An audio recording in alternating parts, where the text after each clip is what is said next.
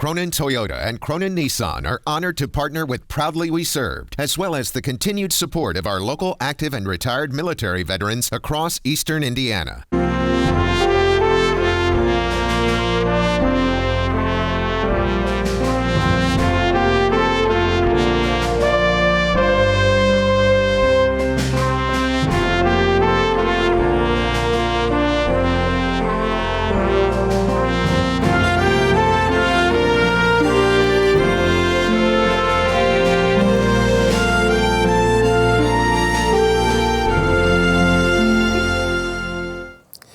I'm Bledsoe, Veterans of Foreign War, Post 1108, and I'm here with Proudly We Serve today. My partner, Ron Chappelle, is off today. He had some surgery and was unable to be here, so hopefully Ron will get better. And our guest today is from Winchester, Indiana, and let me have him introduce himself.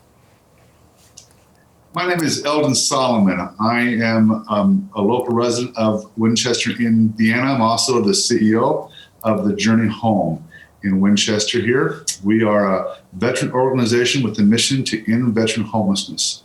And we work with the VA and other local and national resources to get veterans off the streets into housing and to find veterans that are at risk throughout the country, locally, regionally, nationally, help stabilize their living environment so they don't enter homelessness. Let me ask you a question just to get started. What do you suppose causes men to go homeless, and how do they end up in your shelter, and is that what they need? I have a hard time, and I've always had a hard time of how do these guys get to where they're at? That's a really great question, and I wish I could answer that with some quantitative numbers or some predictors. There's some things that kind of help us gain insight. 55% of the homeless veterans today are disabled. 45% of the homeless veterans suffer from a mental illness. 32% of the veterans live in non-urban areas. 33% of the homeless veterans were stationed in war zones. So I think that there's some indicators that tell us that being a veteran and serving our country produces some stress and some degree of conflicts, moral conflicts, internal conflicts, opinions, goals that really kind of make it a challenge. I think those variables and those indicators really became known to us a lot after the Vietnam War, as we watched the Vietnam veterans come home, and that's very visible and very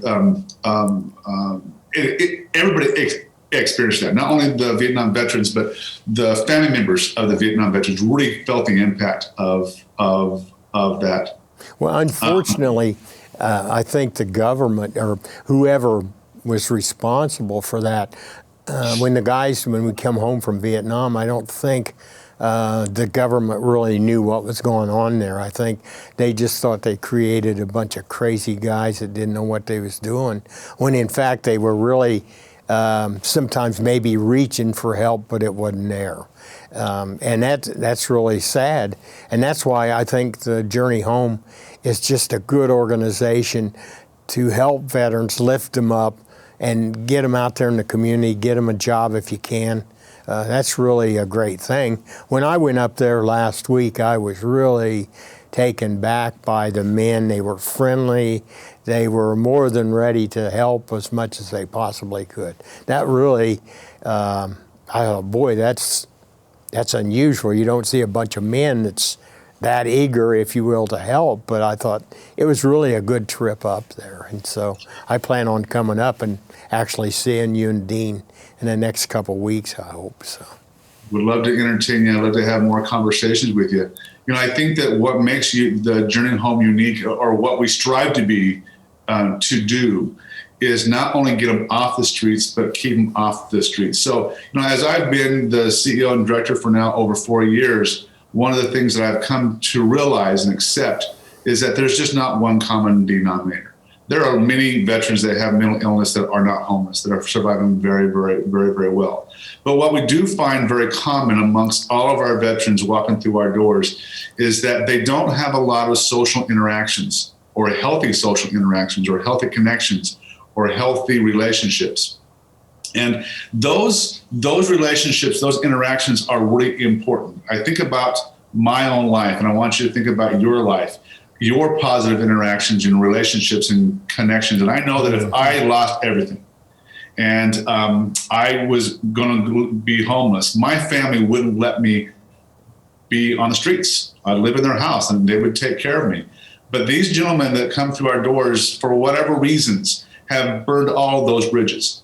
And one of the things that we strive really hard at the Journey Home to do is not only bring them off the streets, but to connect them to the community, to help them reestablish those healthy interactions, those healthy connections, and healthy relationships, so that once they're off the streets, they don't feel the need to go quarantine themselves or going into camps, that they feel loved and they feel connected and they feel supported by the community. And we also try really hard to get the community engaged with the veterans. So, it's really our job as communities, as citizens of this great country, to pay back to the veterans. We can complain about what the federal government's doing and not doing for these veterans, but the veterans can't be loved by the federal governments the way that they can be loved by us. No, I think that's what you're saying there is very, very critical to the whole program, is that these guys get out there because they need to associate with people that are positive, because it's obvious if they're there, they're probably not had a lot of positive stuff going on in their life. And to me, that would just be really important, is to make sure they kind of commingle a little bit, to get to know people a little bit. I think that's part of just stepping out there a little bit, because these guys, and I've seen several of them, I've helped several of them with problems, sit down and tried to talk things through with them. I've had guys call me that wanted to commit suicide and try to talk them out of it. And, how do you get through stuff like that? And I think just God gives you that strength right at that moment to help that person. And they got to feel like what you just said, they got to feel connected. That is so, so important. That's why I tried to make it a point when I was up there the other day, is to see all of them and say hello and just connect with them a little bit, so that they know somebody does care about what they do. So it's a pretty important part of our programming. I think that some of the things that individuals experience when they walk into the Journey Home is not only the friendliness of the veterans. They might be surprised. How can gentlemen like this, who are so friendly and so kind, be homeless? But it's a really nice home environment. There's a fire pit, there's gardens out front, there's places to sit and visit, and it's an open door philosophy. So you walk in and not only feel that friendly environment from the veterans, you also feel that friendly environment from just the atmosphere and what we do. It's not just a facility. It's not just a residential facility. It's a place to recover and get back on your feet. Do those men are they taught anything when it comes to their faith and believe in God and things like that? Are they taught anything like that, or is that something you don't do or want to do? We don't reject it. Okay. We don't reject it. The Journey Home is not a faith-based program, so we're not there to use Christian beliefs, religious beliefs to help them get stabilized. Yeah. All of us that work there have faith-based beliefs, and we really champion those values and morals. But it's not part of our integration program. Our focus is harm reduction and what can we do to meet the veteran at their level. So if they have a level of spirituality that they need to foster, and they value, we work within our community. Because there's a lot of faith-based organizations here in this rural Indiana area. We work within our community to wrap that belief systems around them. We love and we invite church communities, faith-based organizations into our facility to play games with our veterans. COVID has been a little bit difficult this last year to do that, but we love those organizations to come in and mingle and to connect and have those connections. So we don't reject it, but it's not the center of our No, program. I think that's a good idea, because sometimes if they feel like you're trying to push that agenda a little bit, maybe they get a little bit uptight about things like that. So if a veteran comes to Journey Home and the first day, what's his day like when he starts out there? So it's one, we want them to acclimate. So we very purposefully have an open door policy. You can leave at will. There's no. We want you to get into the community as quickly as possible. We want you to go to the store. We want you to go to the theaters. We want you to just to feel the environment and the safety of this community. But we do intake process. We get them put into their rooms. We have them meet the veterans. But the veterans of our transitional program is between 3 to 6 months. Our goal isn't to shelter you. Our goal is, and objective is to get you transitioned from homelessness into housing. So 3 months starts the very minute you walk through that door. And we create what's called an individual recovery plan for each one of these veterans, with 5 objectives and goals that we really kind of want to focus on, or actually 4. One is housing and what's your goal and where do you want to live. Other one is VA benefits, non-VA benefits, get you wrapped up into those services, get you involved in the community. We want you to either increase your income through benefits or get you placed in a job someplace. So, and then any other objectives. If they need treatment for addiction or mental health or those kind of things, we'll put those goals and objectives into their IRP, individual recovery plan, and we'll set timeline dates. And the first one, initial dates are all within three months, and we start working really hard, holding you accountable to that 3 months. And after 3 months, it's typically a 1 month extension to that IRP.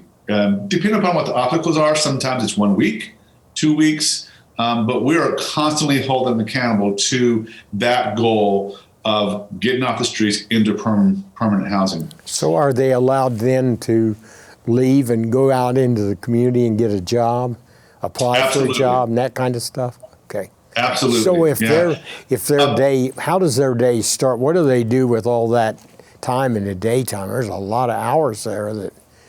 There is, and that is a struggle. We aren't a treatment center, so we don't provide treatment. We don't provide day-to-day programs. They live in a house of between 10 to 13 other men. So keeping the house clean, and each one of them have the responsibility to cook a meal and keep the rooms clean. We have opportunities for them to volunteer. Within the facility. We want them to get out and start engaging the community, volunteer. So it is one of our challenges. We live in a rural community, so there's not a lot for the veterans to do here. Yeah. And that is, if there's a criticism amongst our veterans, that's probably one of them. There's not a lot to do here. Yeah. But their focus, our response back to them is that we understand the dilemmas of living in a rural community. We understand the challenges that it creates, but your job is to your full-time job is to work on your housing plan. What does that look like? We have computers for them. We have staff on site that helps them make phone calls, fill out paperwork. And if you're looking for government support, filling out the paperwork for HUD housing support is a daunting task, and it can take a while to get that process going. But sure. that is definitely one of the challenges. So we're not there to entertain them for sure. So if one of the people that come there, if they have PTSD, what do you do to help that person? They have counselors there, or surely, because some guys with PTSD, I mean, they really need that support level. They do. It's really important. And we have a couple of veterans now that are really struggling with their PTSD issues and being triggered. Sometimes employment triggers PTSD issues. Sometimes living in the same environment in a dorm situation with individuals or personality conflicts create those PTSD issues. We have a full-time clinical manager on staff. She's a licensed clinical social worker, very, very skilled clinician that monitors the harm reduction issues of whatever mental illness, PTSD, addiction issues that are presenting a veteran from day to day. We also have a relationship with local resources, community mental health centers here locally in Winchester, in Wayne County, and the surrounding counties that we will tap into. But we also, our biggest asset, our biggest resource is the VA. The VA provides resources in terms of counseling, appointments. We have a teledoc room set up in our facility where because of COVID or other resource or other issues, the veterans can't get out and to the VA facility. They can get into our telehealth room, and have an appointment with their VA provider. So there's a lot of resources locally and through the VA that helps them manage that. And we have a trained clinical manager that directs and manages that process. Mm-hmm. How does your funding, where does your funding come from then? I mean, does it just outside resources? I know I'm a member of the VFW and we contribute to your place every year. And I'm just wondering, how do you get those funds? Do you have to go out and solicit funds? Do people call you? Does the government help in any way? Sure. Those are things, I mean, even though it's good, I think it's an excellent program, what you do, that comes without a cost. I mean, you have to have a cost there someplace, so you have to really... Our annual budget for 2021 is just a little over $700,000. Well, that's excellent. I mean, that's... And that's there are other programs that are much more expensive than that and bigger than that, but it does cost some sure. dollars. And as I talk about funding, I do want to break apart our transitional facility as an organization, because that's not what we're all about. We also provide outreach services to other veterans in the community that are at risk. Our transitional facility is a male facility. Our outreach programmings are for male, female families, spousal dependents, whatever. It's a much broader reach of those veterans' needs. So when I look at that $700,000, it's just not for the transitional facility; it's for everything we do on a transitional level and an outreach program. And our outreach is local, regional, and national. Last year, we started doing national outreach during disaster relief during hurricane season. We were in Florida, Louisiana, Alabama, and helped about 55 veterans recover from those disasters. So all of that represents that $700,000. And our transitional facility is obviously supported by the VA. The VA provides a wonderful contract for us. It's called Healthcare for Homeless Veterans. That provides us a bed per diem rate for every veteran we have within our facility. They provide a lot of liaison work, connections, and we have access to the VA in ways that others do not. We have a liaison that works with us directly, that whenever we hit roadblocks within this massive behemoth of an organization called the VA, we call her and she starts breaking down those walls. It's absolutely phenomenal and wonderful. So that contract is a huge funding source, and sure. And it allows us then, as we go into the outreach programs and services, to focus all of our donations, all of our funding sources, all of our sponsors, all of that money that people give us to help veterans go 100% to those services.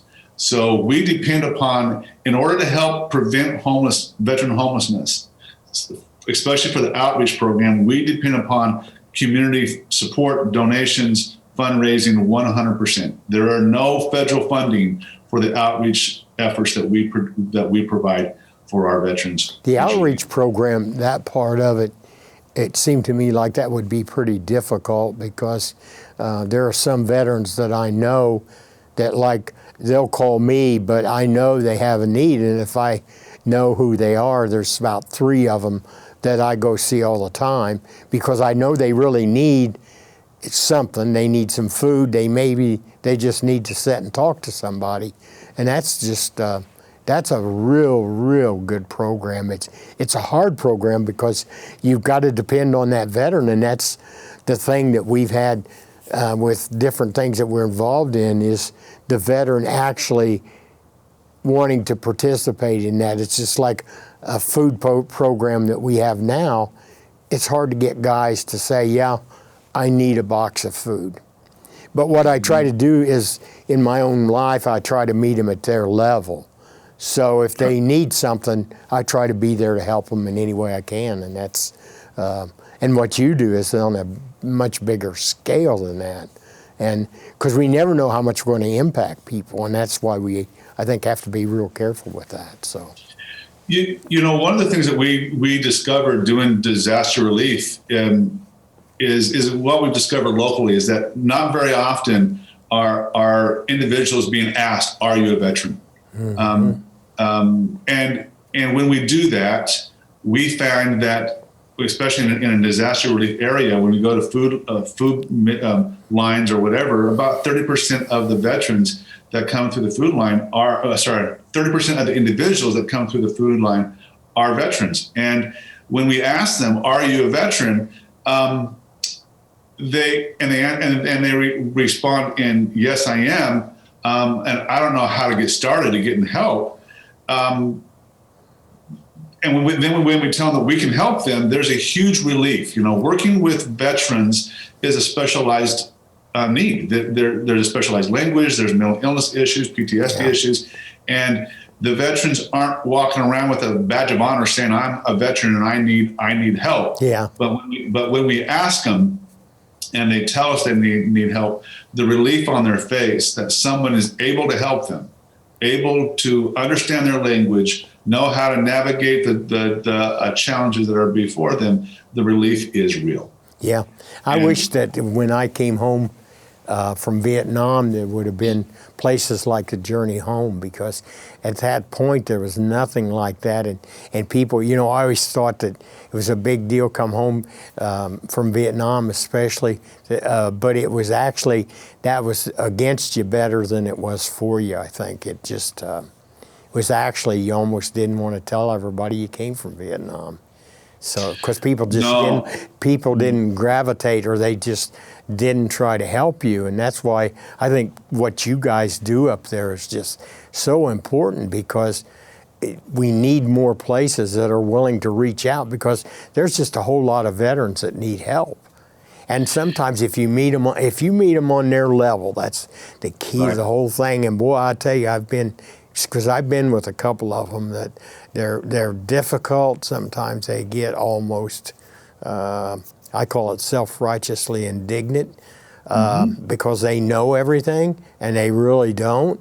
And it's really better if you can make a friend out of them and try to win their confidence, and then you can help them when they're down, or you can call and say, "Hey, John, what do you need today? Is there anything I can do to help you?"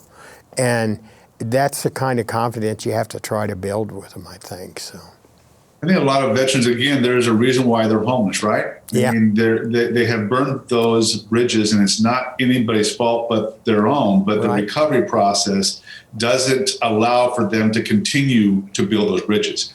And it doesn't allow us to continue to use that as an excuse to not help them. And we have to be merciful. We have to be loving. These are men and women who paid the ultimate sacrifice, and for whatever reason, they're where they're at. But they're the ones that made the choice to go serve this country. I did not make that choice. Sure. I have a little bit of regret, probably more than a little bit of regret, that I didn't make that choice. But they did, and I want to honor that. And so we don't necessarily let mistakes be a reason for us to kick them out of our facility or to kick them out of our programming. We want to if they let us use those mistakes and use those attitudes and use those personalities as a reason to learn and to grow. Yeah. What they're used to is that when they get stressed, they'll do things that push people away. And when we don't get pushed away, they typically say, I don't know why you're still letting me be here, or why you're still working with me. And it's because we love you, and we want you no longer to do this. And it's important for us to show that mercy, show that appreciation, because they're veterans. They've earned that right for us to be patient. They're kind of a different breed too. I mean, veterans are different to deal with because you never know sometimes exactly where they're coming from, and it took me a while to really try to understand guys of, why are you that way, when in fact that's their makeup. And they've had nobody in life to tell them, hey, that's wrong, you don't need to be doing that. So anything you can do to help them, I think, is good. We need to start kind of wrapping up here a little bit. So why don't you give us information of how to get in touch with you, how to get in touch with the Journey Home, some phone numbers and names and all that kind of stuff. Absolutely. You can call 765-595-8297 and talk to anybody there. Okay. Our clinical manager is named Stacy Orr. Our team lead is named, her name is Teresa Miller. And any one of those two ladies can help you answer any personal questions about what the needs are within the facility. My number, I'll give you my cell phone number. I don't have an office in the facility. I work off-site, but my number is 765-546-1085. And I'm always eager to talk to anybody about what the issues are for our veterans and help communicate awareness. And we are looking for partners to help us build community awareness of what these issues are. You can go to our website, www.journeyhomevets.org. There's a great deal of information about the Journey Home, how you can support us, our events, our golf outing. We have information about our fundraising. We have resources for veterans. There's a lot of information there for you to glean and to help you as you move forward.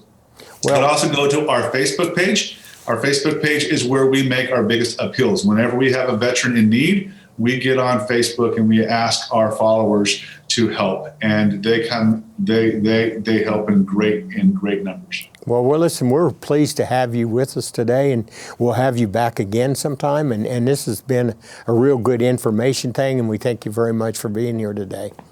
Thank you for the opportunity. I appreciate it too. Have a good day. You too.